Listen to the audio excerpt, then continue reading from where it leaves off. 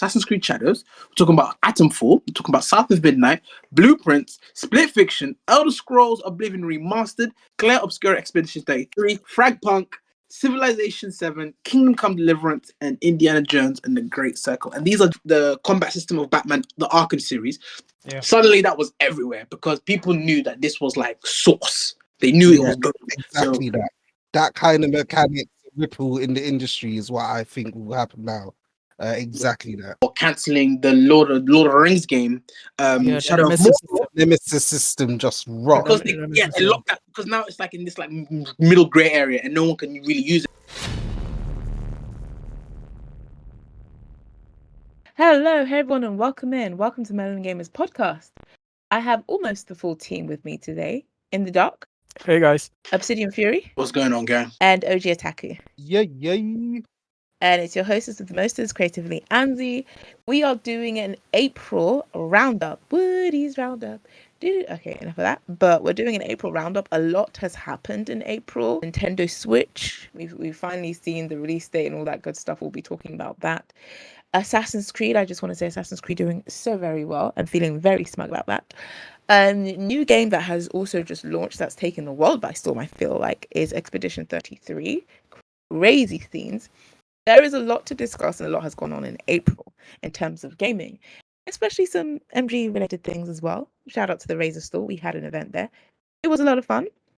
But I am going to go to Obsidian Fury for his April roundup. It ain't just April. Okay, first off, what's going on, my people? It ain't just April. I want to do a Q1 roundup. This year, us gamers... Q1 is crazy. No.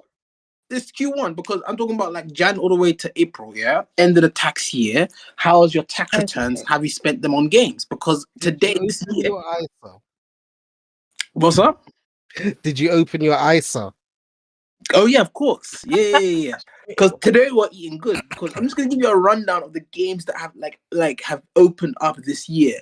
And it feels like whenever we do this, it feels like so far away, these games. But it's just been like 4 months. So we're talking about Assassin's Creed Shadows. We're talking about Atomfall. We're talking about South of Midnight, Blueprints, Split Fiction, Elder Scrolls Oblivion Remastered, Claire Obscura Expedition 33, Fragpunk, Civilization 7, Kingdom Come Deliverance, and Indiana Jones and the Great Circle. And these are just some of the games that have come out that have like taken the world by storm. Obviously, we have to sit down and do a talk about because we have to have a chat about Game of the Year material, and some of the games I've mentioned on that list are definitely up there to contend with it. But we also know that when it comes to Game of the Year, when it comes to popular opinion, a lot of these games tend to fizzle out if you're not careful if they're released too early in the year, except maybe for something like God of War or like the Baldur's Gate 3. So I'm just saying that a lot of gamers are eating good, and I'm very excited for the games, the next wave of games that are coming out this year. Fair, no, that list was a very powerful list. That was a crazy list. And it's not even the end of the year yet. That's what's exactly. What is Q1 is mad. We're not even halfway. And and I also know that I think on the roster as well, just give you like a snippet. Obviously, Days Gone Remastered is coming. Sonic Rumble's coming. Ooh, there's just Dune the Dark Ages. Sorry, yeah. Yeah. Oh yeah, of course. Ghost of Yotai, and obviously what game you're playing, TJ, you really love it. It's taking all your time. Monster Hunter. Oh yeah, can't forget about Monster Hunter, bro. Yeah, Monster Hunter, exactly. So we've eaten so well this year. It's crazy, and this is just the first 4 months. And also, there's gonna be a new Freddy coming out. Like, I'm looking at the list and I'm like scrolling. Oh, new Death Stranding. Well, that's your kind of game. System Shock Remastered. It's crazy. It's crazy how much Q1 has given us and set sort of the precedence for the rest of the year. Some of these games are going to be coming out. It's going to be a lot of fun. But there's a game that has just come out, and I will go to you, TJ OG Otaku, to talk about that. First of all, before I can talk about this game, I need to talk about how I'm playing this game. Okay. Yeah. I've been a PlayStation guy since PS1, right? No questions. However, I cannot argue with the fact that the Xbox Game Pass users are eating good. Bruh, Xbox Game Pass, yeah? Because just like to name some of the ones Obsidian's already mentioned, but South of Midnight, Expedition 33, Oblivion, all on Game Pass. All on Game Pass. Are you mad? Wow. Wow. So because of that, They won on Game yeah, Pass. because of Yeah. that, I've dabbled in Game Pass now, and I've played all those games. And the one that's really locked me in, which I thought was going to be Oblivion, is Expedition 33. Guys, anyone who's played or even seen about a bit of Expedition 33 can know that game has so much sauce. It's ridiculous. Yeah. I am a JRPG fan. I love the turn-based RPG games, battles. That's what I came up on. And when I'm telling you that this French studio has changed the game, yeah, you will see these mechanics being used in the next Persona, in your next Oh Final yeah. Fantasies. Yeah, Yeah. all your Yeah. turn-based JRPGs, you will see the mechanics used in this game in those going forward because they have changed the game so much. Never have I played a turn-based RPG where it's so what's the word? Like intuitive, but also engaging. Like you can't kick back and chill with it, and like you do with most games. I gotta have my parries, my blocks, and my dodges on point. And saying something like that about a turn-based RPG game is wild. The Yes. story, the music, the gravitas, yeah. Like honestly, guys, if you have the chance to play Expedition 33, I'm not even using the full name, Claire Obscure Expedition 33. Oh, word Um, full name, government name drop. That's a crazy. full government name, you know. Mhm. Guys, take the chance to play just the opening sequence of that game, experience it for yourself. When people are saying game of the year contender, I fully see it. I fully Yeah. see it. Yep. Same And here.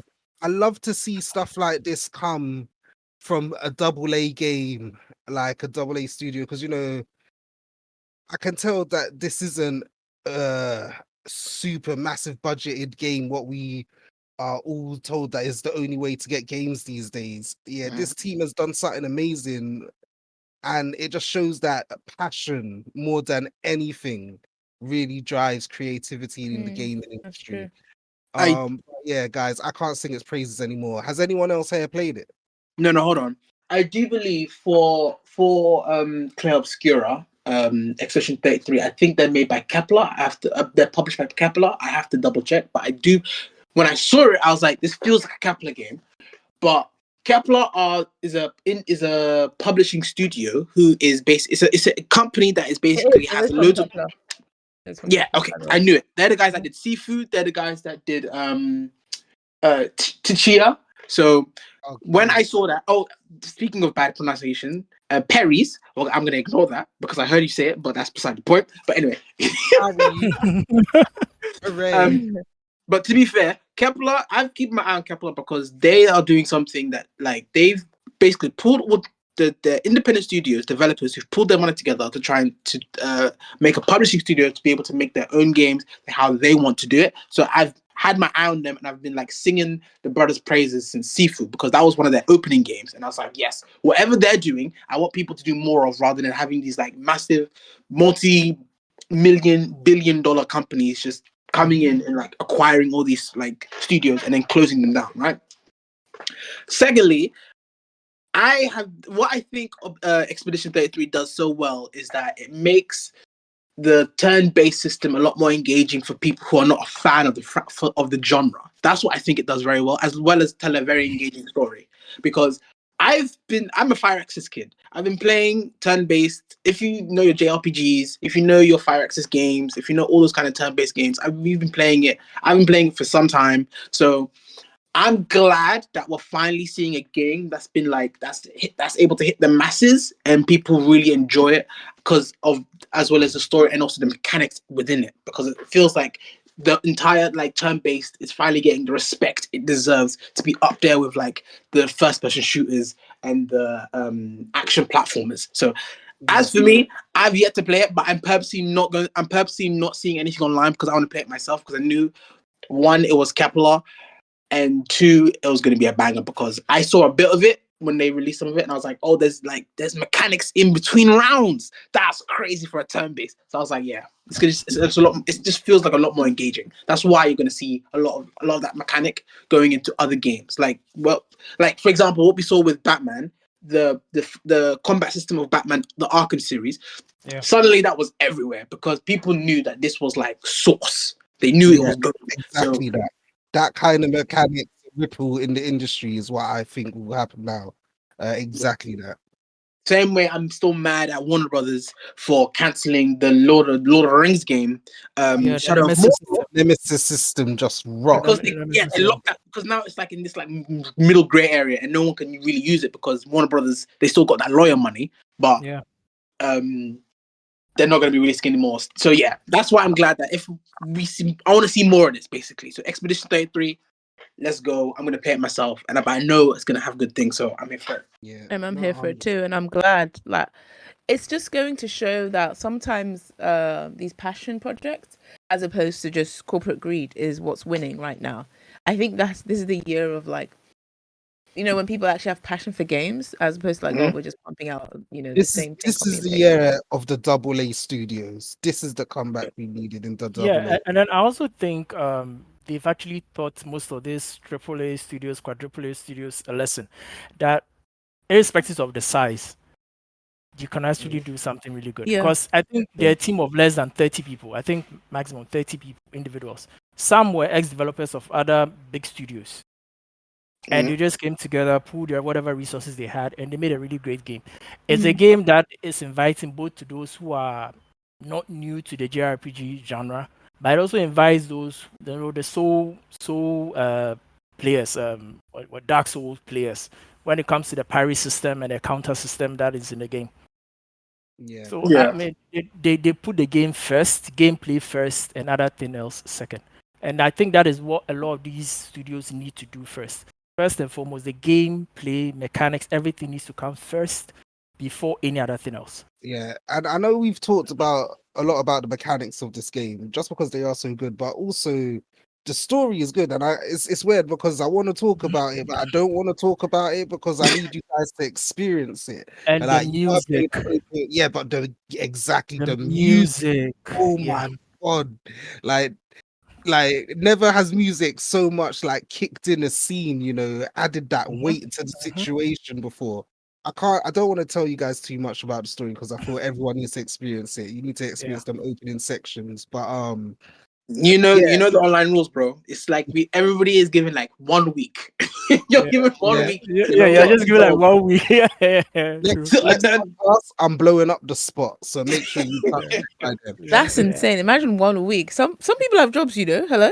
Let's talk about That's it. true. I'm listen. I didn't make the rule. I'm just informing you because I agree. I think there should be a watershed. Like I think someone got mad at me because I was like, oh yeah, Darth Vader is Luke's dad, and they're like, what? I haven't seen it. I'm like, my brother, 2003. Please shut your mouth. I think they really it's just really nice and refreshing to see just how many games it's about the story, and it's just about the passion of like Split Fiction. Also, I will mention as well. Where it's just like a very good story, well told, and we're just kind of going back to that. Yeah, South of Midnight, just like, and also obviously some of these are bigger studios, of course, but it's just that at the end of the day, if the story is good, if the gameplay is nice, people are gonna play these games, And I'll mention Assassin's Creed because of the similar hatred for South of Midnight, because the protagonist is a black female, and people are just like, oh, I'm not gonna like boycott this game, blah blah blah, because of these anti DNI people. But it's doing well because at the end of the day, real gamers are gonna play a good game, well told. At the end of the day, there's that, and this is proving that. Facts. Continues proving that. Like Expedition, if it is a good game, we're gonna play it. We're going to play a game like that. And I hope that people who, like these execs with corporate greed, are paying attention, because... we both know they're not. Let's be serious. We both know they're not. We both know they're not. They're not going to buy your... Like, we're looking at you, Concord. That was a flash in the pan kind of thing. We're not buying something that's just... That's copy and paste corporate greed kind of thing. Like, get out of here with that. and also that people will go back to something that they may have given up on. And I want to mention Overwatch's Stadium. Like they've got a new mode, and Oh it's yes, of bringing back course. so many of the fans. I wouldn't go that far. It really has actually. It's revived. People are just like, oh well, they're now Marvel rival stars, but they're just like, wait, hold on, Overwatch is bringing back at this. So it's just, I think that's also like some games you thought were write-offs, they're not. Like things can get a revival as well. When you start listening to the player base, like, oh, we want this, we want that, within reason, of course. And so it just goes to show that that is more important as well. In the dark, do you have any April updates or Q1 as Dark Knight keeps saying? Q1. Well, I think the other big things were the updates Diablo, I think, Ooh, and well. this Diablo game, Path of Exile. Yes, Yes. Path of Exile. The updates were really cool. Basically, I think that is all. The big thing was Expedition 30. Yeah, for sure. But we do love good updates. I love it when a game gets because it's just like, oh, they've added new things that can be really great. And I cannot believe it. Nobody has mentioned this, but hello, Last of Us 2 HBO. What are you doing? Oh yeah, I was waiting for people's reactions. I'm drinking their tears. Easy. Some people genuinely didn't know because obviously they haven't played the game, and it's just. Oh, there's people that didn't know. Yeah, it's actually refreshing. I get a second bottle of tears. You know bro. what this is like? Yeah, this is like when I used to read the Walking Dead comics and I watched everyone love off Glenn, and I was just like, yeah, this Negan guy seems cool. I said, oh yeah, interesting. That's cool. That's really cool. I love Glenn. Hashtag never forget. But yeah, it's just been so cool. Like, obviously, a huge fan of Last of Us, both 1 and 2. Yes. And it's just that whole argument again with who was right, was Joel right, that kind of thing. That's a separate podcast, of course.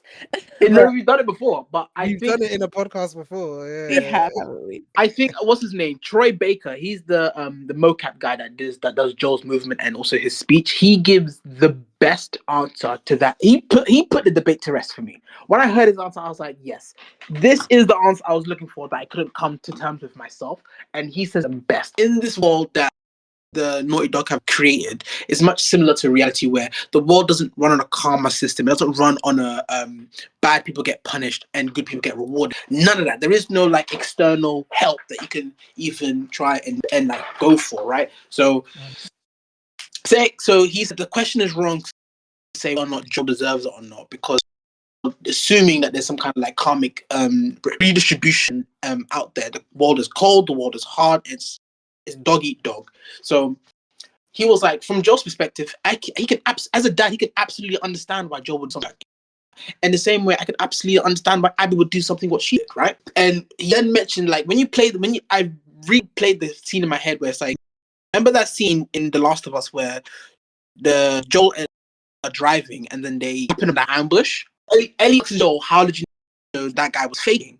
And he went, because I've been on both sides of the of that situation. So he's been on the side of being, but he's also been on the side of ambushing. He like waylaying random travelers. That should inform you of the kind of person that Joel is. He's not this honorable person, even though a lot of people like do sympathize with him, and I do too. But he's not this honorable hero. He's a person in this world, and if there was any karmic retributions, a long time ago, because Joel was a bad guy. He did person that did bad things to people, and just like how there's some going to be people who do bad things to him as well. So this question of whether or not Joel was right or wrong doesn't really matter. Whether or not Abby was justified doesn't really matter. It's a cold world out here, and that's how the game goes. So you want to say that there's karma, people do bad things, and but sometimes bad people do bad things. You shouldn't allow that to alter the way you go about your life. So he was like, I'm paraphrasing it, but I'm also paraphrasing it pretty badly, but his answer was the best I've seen when it comes to the understanding of the world of The Last of Us, essentially. Okay, well, I'm just going to say, it sounds like he was waffling. If you were paraphrasing it, because you were waffling, he was waffling too. No. He was a lot more concise, but I'm also thinking my own thoughts. No, hold on. What we won't do, we won't insult Troy Baker. That's what we won't do. Okay, I might do a poor representation of him, but we won't do. That's what we won't do. We're not gonna do that. We're gonna do that today. Okay. I think he's a great actor. Perfect thing. I can disagree with his stance though. You cannot, And you because can't do you're that. wrong and he's right. You So, cannot, no, I because didn't you're say wrong I and was he's wrong. right. I said I have my own opinion, and I'm just saying that what the whole thing, the whole point is that you're in your story, you're always the hero. That's what The Last of Us is teaching you. It's an Abby story. If we had only been with Abby from the beginning, she's grown up with her dad. Her dad's this really cool surgeon. Did all of this sort of stuff, and then this crazy guy comes in and kills her. What the hell? Who is that guy? How dare he? We would have been like, yeah, kick his ass. So that's what The Last of Us did. But from Ellie's point of view, you just killed the person I love, who's a father figure to me. You're the hero in your own story. That is what Last of Us is teaching us. I think that's essentially what he was trying to say. You could have said that far more succinct. Yeah, that's why I said I'm paraphrasing. I didn't say I'll say it with. Okay. You know, like I said before. All right. Anyway, everyone should check out the show because it's brilliant. It's so good. It's really, really good. And I'm curious to think about you guys about the casting of Abby, because that received a little bit of controversy. Because they could leave this character alone, man. No. It's because Abby in the game is she's a bit beefier. She's sort of a bigger woman. She's quite muscular. The actress who they've cast for her I think she's about 5 foot and very slim. So nothing really like the Abby that we see in the game at all in terms of build. Acting style, yeah, she's doing a good job, but actual physical attributes, I was just like, oh, this was an interesting direction to take with Abby. Obviously, only 3 episodes have been released, but I can understand why people are a bit like shocked because she doesn't look like Abby, who that we're used to. You know, that's because people are mad. I think they might. I don't know if they changed it, but like, the way I understood her character is that her beefiness and bulkiness was a reflection of how like determined and how like dead set she was on being like the good soldier to make sure she accomplished her objective. So she got all the tools required, and that meant bulking up. That meant that kind of like up aggression that she needs to take on someone like Joel. That's how I understood. That's how it reflected. But people also had a problem with that. You remember when DOS came out, people had a massive problem about Abby and the size of her, right? Yep. So I don't know whether or not they then say that, okay, I don't know whether they misunderstood why people had a problem with it, because a lot of them were just idiots who didn't understand the character of Abby. So maybe they tried to change it to be like more accommodating those kinds of opinions, but I don't think I think the opinion, not only were the opinions wrong, but trying to understand the opinions is probably not understanding the fundamental issue of the character, why she looks the way she did, if that makes sense. That's very true. Do I have any updates for Q1, aka April? Just to segue, I think the Razor Store event. So MG had a Marvel Rivals community day in person at the Razor Store. They were also having it, so we were like, why don't we do a giant event, which was so much fun. It was so good. A lot of people came down for it. There was cosplayers. It was just so much fun. And it just goes to show like how important in-person events are in terms of like connecting with different community members and that sort of thing. And definitely look out for more of those in-person events, because we're trying to do much more of those this year. And so that's definitely the first of very many as well. But yeah, I think that's everything. Wait, I wanted to just mention 2 things. Sure. First thing, shout out to the Monster Hunters. We got our Spring Blossom Festival happening in Monster Hunter right now. Everything's Sakura, cherry blossom themed, and it looks really nice. This week we got a new monster coming, Arc Tempered Raid out. It's gonna be hard. A lot of people are gonna die, but it's gonna be fun. That's crazy. You know, look out for that. I know us Monster Hunter fans are eating well, and I look forward to hunting with you all online. GTA is like as a boogeyman, but to be fair, it is. But it's actually gonna change the economy. People are taking time off. People are putting like work aside. There are gonna be CEOs and plebs. All of us will be sitting down behind our PlayStation playing GTA 6 when it drops. Yeah, for sure. So companies like Rockstar need to actually be like tactical about this, because they need to give other companies time to be like, yo, listen, we're dropping at this date. So make sure that 1, you're not dropping anything, and 2, give your employees time off. Yeah. Well, there'll be a lot of people calling in sick. Yeah. Like just like there was last time. Last time GTA 5 came out, there was statistically a lot of people calling in sick. Streets were empty. Streets were empty. People like, what? That's what I'm saying. Oh yeah, obviously guys, Switch 2. Oh yes. Switch 2. Yeah, I mentioned the Switch 2 already at the beginning of the podcast. So we have a release date for the Switch 2. It is a little bit more expensive. Yeah. Oh, Imagine. But we will talk about the Switch. I think when the Switch actually drops, we're gonna do like a full sort of deep dive into it. But right now we're all very excited. Apparently you can't pre-order it anywhere right now because it's just been snatched up, and obviously scalpers too. But thankfully, because it's this anti-scalper tactics. Thankfully, because this isn't COVID times, people can just go in stores. There's some that are going to be available on the day in a store. So I don't know, probably going to be scrappy people queuing up. And Yes, sir. Reload it. He said he's got his elbows ready. Yes, Coliseum calls for me. But yeah, that is everything for April, and we look forward to May Madness. But yeah, that's it from all of us. Unfortunately, we lost in the dark. Ghana issues a light off, and Dumsa, if you know, you know. But that's it from all of us. I've been here with In the Dark. He's not here, but he was here. And Obsidian Fury. In a bit, gang. OG Ataku. Keep it OG, peeps. And it's been your girl, Creatively Anzi. Please don't forget to like, comment, and subscribe. We'll see you all later. Bye.